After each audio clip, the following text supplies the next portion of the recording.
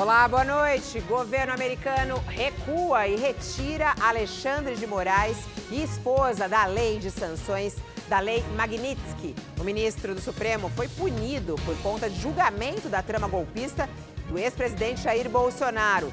Dos Estados Unidos, Eduardo Bolsonaro lamentou a decisão de Trump e disse: seguiremos trabalhando. E por falar em STF, o ministro Flávio Dino autoriza a nova operação contra desvio de emendas parlamentares. O principal alvo, uma ex-assessora do ex-presidente da Câmara, Arthur Lira. E você vai ver também: quase 700 mil imóveis seguem sem energia no terceiro dia de transtornos após a passagem de um ciclone extratropical por São Paulo. O comércio estima prejuízo de dezenas de milhões de reais. Teve gente que precisou chamar ambulância para cuidar da mãe. Hoje zerou. Ela está com uma saturação que o normal seria 98, ela está com uma saturação de 62. Então, não consegue respirar. É um absurdo, é um abuso, é uma falta de consideração, de respeito. O Rede TV News já está no ar. Seja muito bem-vindo, seja muito bem-vinda. E a gente começa falando sobre o Rio de Janeiro, operação contra o crime. 13 pessoas foram presas no Rio de Janeiro. Essa foi uma ação de combate ao Comando Vermelho. Os policiais estiveram na comunidade As de Ouro, na Zona Norte, para cumprir 36 mandados de prisão e 72 de busca e apreensão. O principal alvo era Rafael da Silva Titara, o Galo, apontado como liderança da quadrilha, que até recentemente não tinha mandado de prisão em aberto. Ele esteve quase 15 dias fora do país, na França, exatamente porque ele não tinha mandado de prisão em seu nome. Então, as investigações, elas evoluem. Ele hoje tem um mandado de prisão no nome dele. Então, a circulação dele para fora do país, pelas vias tradicionais, pelo menos, não vai mais acontecer. Em quase um ano de investigação, a polícia identificou na comunidade um braço do Comando Vermelho dividido em núcleos com funções definidas. Além da gerência do tráfico, das guerras e do roubo de veículos, havia também um núcleo financeiro que operava um esquema de lavagem de dinheiro através de empresas de fachada em São Paulo. Segundo a polícia, o grupo também abriga um dos principais braços armados da facção e impõe o medo aos moradores da comunidade. Nós temos ações de inteligência, diversos vídeos da liderança do Comando Vermelho, DOCA, Gardenal, BMW, amarrando moradores, passeando na comunidade amarrados com correntes, né, até a morte. Isso é o norte dessa facção, das lideranças dessa facção criminosa. Então, o que acontecer desse tribunal nessa comunidade acontece em dezenas e dezenas de comunidades dominadas pelo Comando Vermelho. Os casos de feminicídio no Brasil bateram recorde em 2025. A gente tem falado bastante sobre isso. Vale a pena a gente olhar o que está acontecendo em Pernambuco. Esses números também cresceram. Para ter uma ideia, de janeiro até o fim do mês passado, 82 mulheres foram assassinadas. A reportagem é de Bruno Araújo. Nos últimos 15 dias, 2 crimes abalaram o Grande Recife. Isabelle de Macedo, de 40 anos, morreu queimada no incêndio provocado pelo marido. Os 4 filhos do casal também não resistiram. Dias depois, Priscila Pimentel, de 32 anos, foi assassinada a facadas pelo ex-companheiro. Esse crescimento não é um caso isolado. Cada um destes números representa uma vida que se foi. De janeiro ao fim de novembro, 82 mulheres foram mortas, vítimas de feminicídio em Pernambuco. No mesmo período do ano passado, esse total foi de 68, um aumento de 20,5%. Na região Nordeste, foram 500 registros em 2024. No Brasil, 1.492 mulheres foram vítimas de feminicídio no ano passado. A cada registro, uma família destruída, uma história cortada no meio. De acordo com especialistas, a dependência financeira ainda é uma das principais amarras que prendem mulheres a relações abusivas. Essa socióloga explica onde o poder público precisa agir para reverter essa realidade. Muitas vezes as mulheres vão às delegacias, prestam queixa e elas dizem nada aconteceu com o agressor, né? E o resultado final foi o assassinato dessas mulheres. A gente também tem que ter uma política de fortalecimento dessas mulheres, né, de profissionalização dessas mulheres, de inserção dessas mulheres no mercado de trabalho, uma política de fato de acolhimento e também de proteção das mulheres que sofrem violência. Chega, né? Esse precisa ser um assunto. Bom, vamos falar sobre golpe aos turistas no Rio de Janeiro. Um homem foi preso, acusado de enganar pessoas que visitavam o Corcovado, que é um dos principais cartões postais do Brasil. Yuri de Oliveira Montovani, de 27 anos, foi preso por policiais da Delegacia Especial de Atendimento ao Turista, no Cosme Velho, na zona sul do Rio. Segundo as investigações, ele extorquiu 2 turistas estrangeiros que iriam visitar o Cristo Redentor. As vítimas, um sul-coreano e um indiano, foram abordadas nas proximidades do trem do Corcovado. O homem ofereceu carona aos turistas e usou um crachá falso para entrar no local. Após o passeio, o criminoso coagiu as vítimas a pagarem R$ 300 pelo estacionamento e R$ 1.700 por supostas entradas já adquiridas. Ele chegou a obrigar os turistas a ir até um caixa eletrônico para sacar o dinheiro. Yuri foi localizado nas proximidades do centro de visitantes, onde se preparava para iniciar uma corrida de moto com 2 turistas estrangeiras. Segundo a polícia, ele já possui uma extensa ficha criminal, incluindo registros por extorsão, associação criminosa, ameaça, crimes contra a economia popular, desacato, desobediência e porte de arma.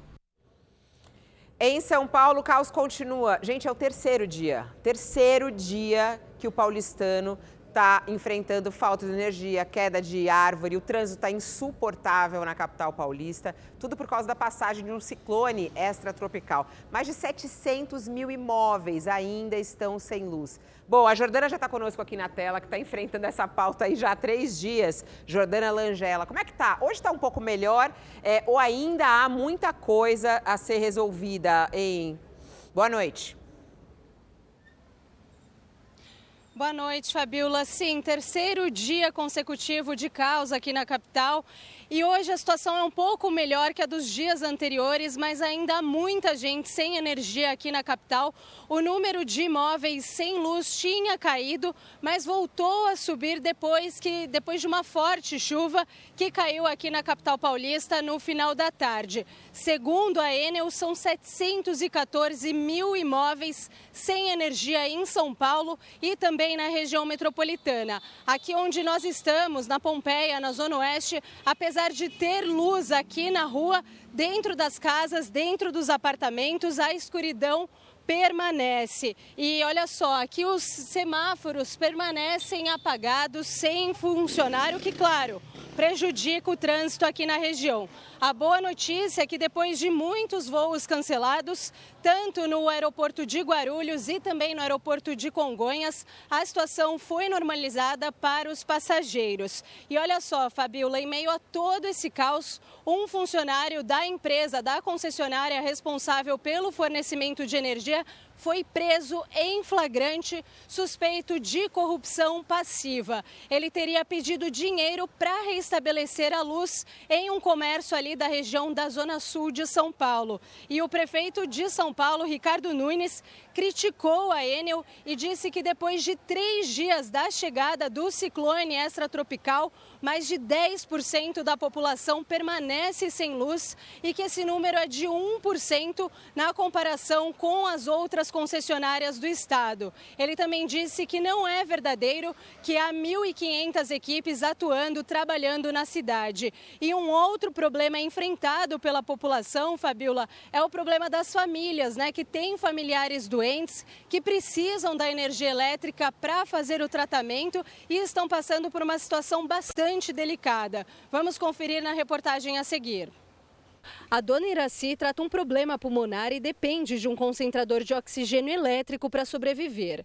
Como a família está sem energia em casa desde terça-feira, hoje a filha dela, Josiane, precisou chamar uma ambulância.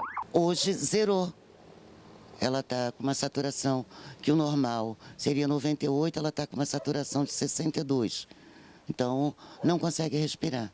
É um absurdo, é um abuso, é uma falta de consideração, de respeito. Os vizinhos já não sabem mais para quem pedir ajuda. E quem tem comércio na região nem consegue estimar o prejuízo. Eu comecei a fazer comida, para a feira, para as pessoas na rua, só que eu perdi tudo que eu tinha. Eu joguei no lixo um monte de coisa ontem. Boa parte da minha mercadoria estragou, outras estou tendo que mover para outros cantos para tentar amenizar um pouco o prejuízo, mas uma boa parte. Aí pelo menos uns 50% da minha mercadoria eu vou ter que jogar fora. O problema continua em vários bairros da capital paulista e a reclamação é sempre a mesma em todos os lugares. As pessoas entram em contato com a Enel, mas não recebem nenhuma resposta concreta sobre quando a luz vai voltar. Liga e nada resolve. Isso que é o pior, esse sentimento de nada vai ser resolvido. Você não tem uma previsão de quando vai ser resolvido, né?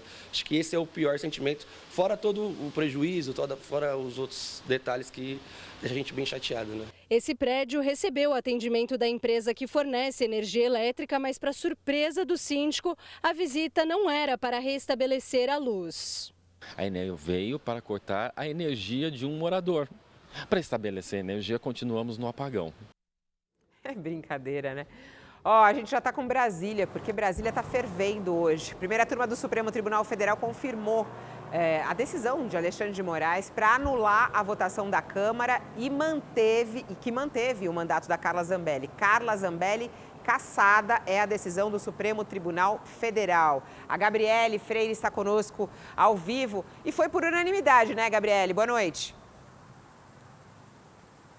Oi, Fabíola, boa noite para você, boa noite a todos que nos assistem. Exatamente, os 4 ministros da primeira turma decidiram confirmar, então, a perda do mandato de Carla Zambelli. Os ministros afirmaram que há um entendimento de que quando há uma condenação em regime fechado e perda dos direitos políticos, essa perda do mandato deve ser automática, cabendo à Câmara, por exemplo, apenas seguir os procedimentos administrativos. Em seu voto, o ministro Cristiano Zanin afirmou que, além dos problemas morais, há também uma inabilidade prática para que Carla Zambelli possa exercer o mandato, já que estará cumprindo pena. Lembrando que Carla Zambelli foi condenada pelo Supremo Tribunal Federal a 10 anos de prisão por ter invadido ali o sistema do Conselho Nacional de Justiça e a mais 5 anos também por perseguição armada a um homem nas ruas de São Paulo. Agora, segundo essa decisão, o presidente da Câmara, Hugo Mota, deve nomear o suplente de Zambelli em até 48 horas, que é o deputado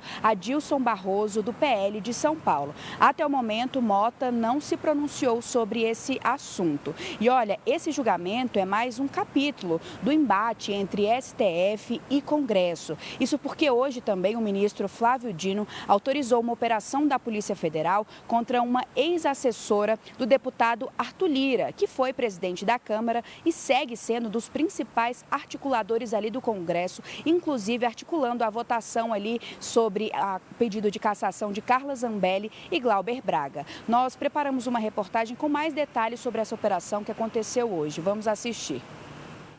Policiais federais cumpriram mandados no gabinete onde trabalha Mariângela Fialec, conhecida como Tuca. Atualmente, Tuca trabalha na liderança do PP. Na decisão, o ministro Flávio Dino destaca que Mariângela foi apontada como responsável pelo desvio de emendas do chamado orçamento secreto em benefício de uma provável organização criminosa. O ministro compara anotações da servidora a uma conta de padaria e diz que a assessora indicava o destino de milhões de reais em comandos verbais sem qualquer preocupação com projetos. A defesa de Mariângela afirmou que ela organizava as emendas de forma técnica e seguindo orientações da presidência da Câmara e dos líderes de partidos. A assessoria de Arthur Lira informou que a servidora está vinculada à Câmara e não ao deputado. A operação autorizada por Flávio Dino ocorre em meio à tensão entre STF e Congresso. Nesta semana, os deputados votaram em plenário o projeto da dosimetria, que pode reduzir as penas dos condenados pela trama golpista, e se recusaram a cassar o mandato de Carla Zambelli, condenada pelo Supremo. Na semana passada, o ministro Gilmar Mendes decidiu tirar do Senado a possibilidade de pedir impeachment de ministros do STF. Mendes voltou atrás, mas as votações dessa semana e as recentes decisões do STF podem esquentar novamente o clima entre os dois poderes. Existe sim a possibilidade de estremecer ainda mais essa relação. Explico. Primeiro, porque a pessoa envolvida hoje no mandado de busca e apreensão, ela foi assessora durante muito tempo de Arthur Lira, que ainda é um nome bastante forte dentro da Câmara dos Deputados, mesmo não exercendo a presidência mais da casa. Como nós estamos muito próximos do período eleitoral, a menos de um ano do período eleitoral, esta situação pode sim aumentar a tensão entre Congresso e STF, em especial a Câmara dos Deputados. Alexandre de Moraes votou também hoje para tornar réus os autores da tentativa de um ataque à bomba próximo ao aeroporto de Brasília. Isso aconteceu na véspera do Natal de 2022. Jorge Washington de Oliveira Souza, Alan Diego dos Santos Rodrigues e Wellington Macedo de Souza foram denunciados por associação criminosa armada, tentativa de abolição violenta do Estado Democrático de Direito, golpe de Estado e atentado contra a segurança de transporte aéreo. Os ministros têm até a próxima sexta-feira para registrar o voto, que é de maneira virtual. Em busca do Hexa na Copa do Mundo, mas eu não estou falando de futebol, não. Eu estou falando de beach tênis. A equipe brasileira terminou a fase de grupos com um desempenho impecável e já busca uma vaga na semifinal. A dupla feminina do Brasil, Sofia Show e Vitória Marquezine, seguem insuperáveis na Copa do Mundo de beach tênis. A vitória da vez foi para cima do time da Austrália, com um duplo 6-0 sensacional. Felipe Locke e Giovanni Cariani mantiveram o bom retrospecto do Brasil e também aplicaram um duplo 6-0, fechando a fase de grupos invictos. E na dupla mista, outra vitória. Sofia Show e André Baran, com 6-2 e 6-1, despacharam a Austrália da competição. Com os resultados, o Brasil avançou em primeiro lugar do grupo e o Japão na segunda colocação. Para rever nossas reportagens, os programas completos, o esporte, tudo aqui da Rede TV, é muito fácil. Basta você acessar o redetvgo.com ou baixar aí no seu celular o aplicativo Rede TV Go. A gente vai ficando por aqui. Eu agradeço demais a sua companhia. Um bom final de semana.